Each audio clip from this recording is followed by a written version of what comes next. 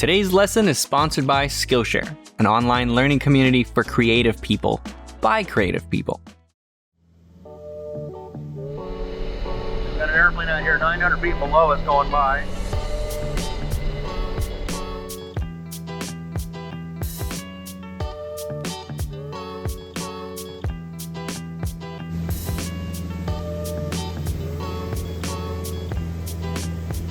What's Kevin's last name? Cruise? Kevin Cruz. His dad's name is Tom Cruise. Oh, so hey, we're at the launch pad. We're gonna go pick up Kevin Cruz. So we're gonna yank the airplane out and get ready to go.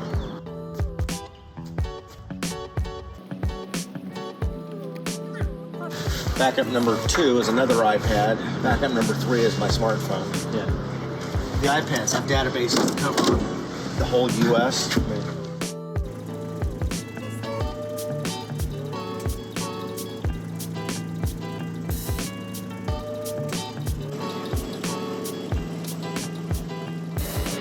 It's strange looking at this from the sky. Yeah. Right down there is a little oceanside airport. There's Dana Point right there. We'll be at Dana Point in about 7 or 8 minutes. Oh. Wow.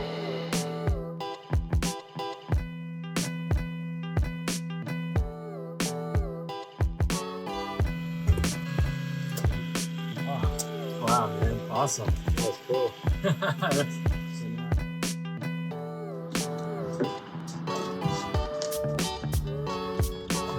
Welcome to Montgomery Field. Thank you, John. Didn't scare you too bad, did I? Felt like I was in safe hands. Yeah. So that's all there is to it. So what we did is we just took what would have been about a 2.5-hour drive down here and turned it into 50 minutes. You can feel the bottom.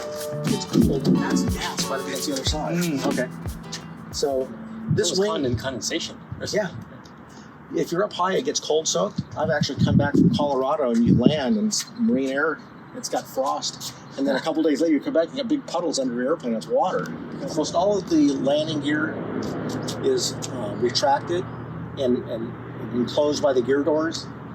And the wing gears, they close laterally, right? Yeah, they come up like this. Oh, that's great. Yeah. Exhaust right there. Yep. And nowadays, it's if you can bring it up on an iPad with an app and figure out and come up with a number, you're all good. Well, back when I got my ratings, you literally had to go out and do the algebra to figure weight and balance, how to move things. And now you just put in a different pile, put it in a ring. It's just, there's my weight and balance. Right. I'm going to start off pretty simple. Yeah, of course. I want just the materials to be nice and streamlined.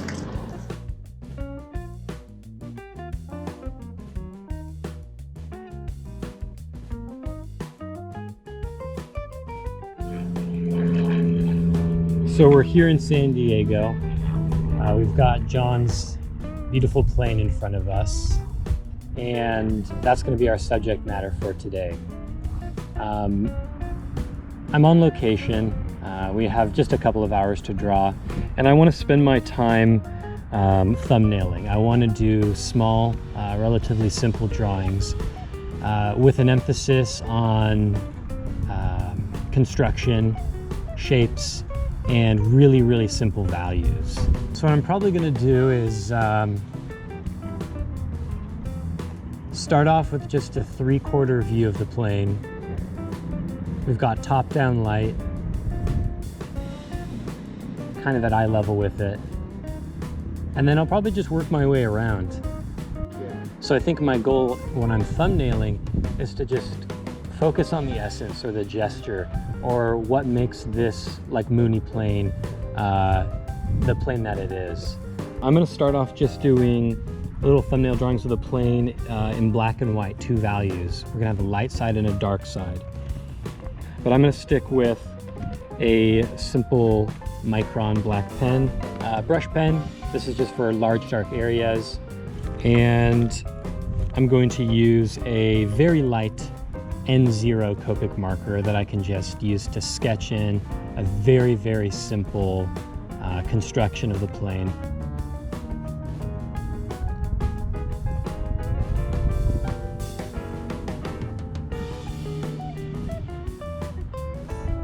And again, just like figure drawing, I am looking at the object in front of me, in this case a plane instead of a person, and I'm looking at the relationships of shapes and angles. So So I'll use my pen or my marker and I'll hold it up and I'll kind of take stock of the angles of the different parts of the plane. So maybe what the angle of the wing is, and then bringing the marker down, placing it on my paper, and just trying to mimic that.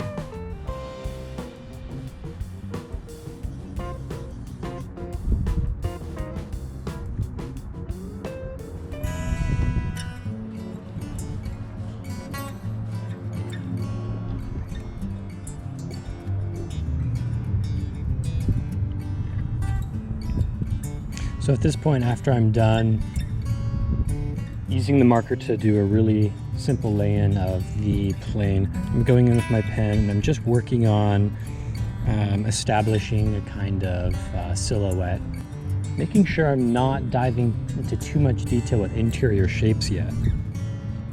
I want to add those selectively so things don't become a little too cluttered or a little too specific.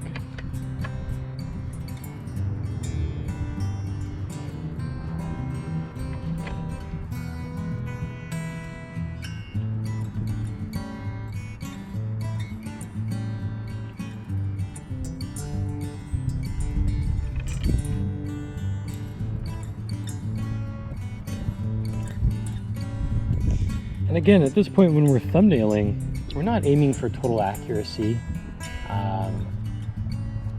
This is more about just kind of enjoying the process of looking and observing and trying to just do your best to mimic what you see. Maybe stylizing or exaggerating proportions or just having fun with it.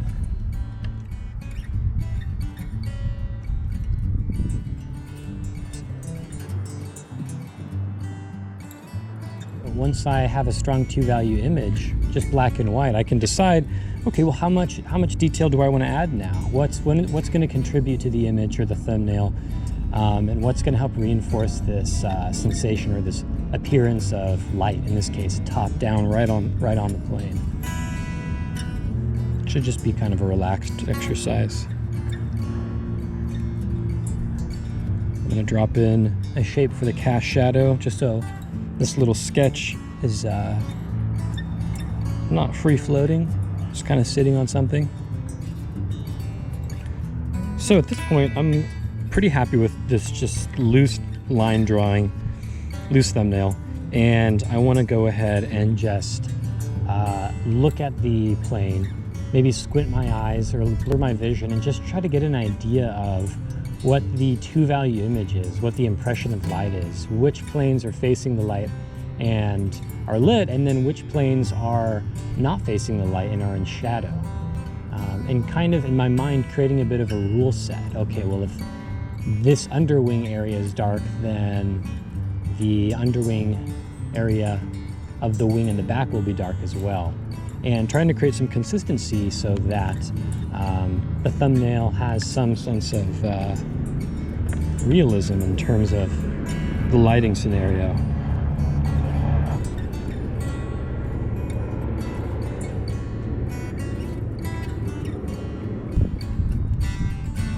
As I'm looking at the plane right now, I'm noticing that within the shadow areas, the areas that aren't receiving any light, there's still a large range of values. You know, the white painted surfaces aren't nearly as dark as the tires that are in shadow. For the sake of simplicity, I want to make the conscious choice to cluster everything that's in shadow into this single black value. And again, by leaving some of these like little tiny white marks around the wheels and other parts of the plane in relation to the cast shadow, I'm showing a little bit of information that communicates where the wheels are so that they're not totally lost in the shadow. But there's not enough of the white value to become distracting or too high contrast with the areas that are should be fully white, that are receiving lots of light.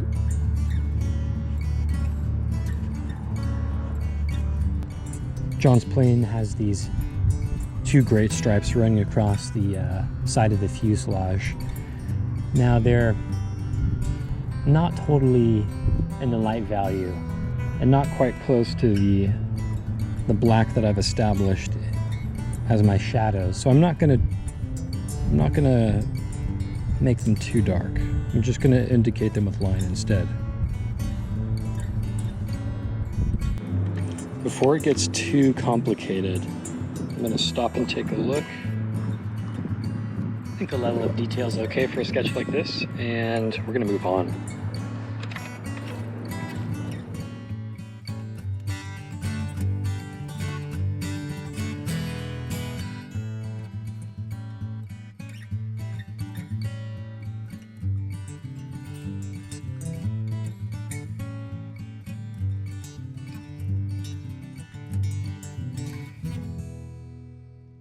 If you're here right now, I know that you enjoy learning. That's why I'm excited to introduce you to today's sponsor, Skillshare. Skillshare is an online learning community with thousands of ad-free classes about nearly any creative skill you've ever wanted to learn.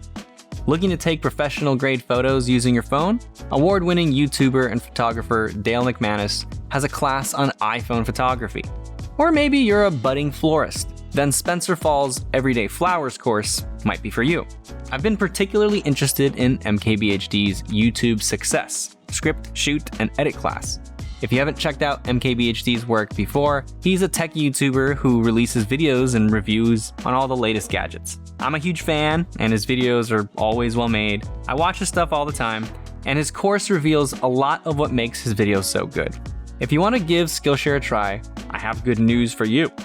Skillshare has a special offer just for Proko subscribers. The first 1,000 subscribers to click the link in the description will get a 1-month free trial of Skillshare, so you can start exploring your creativity today.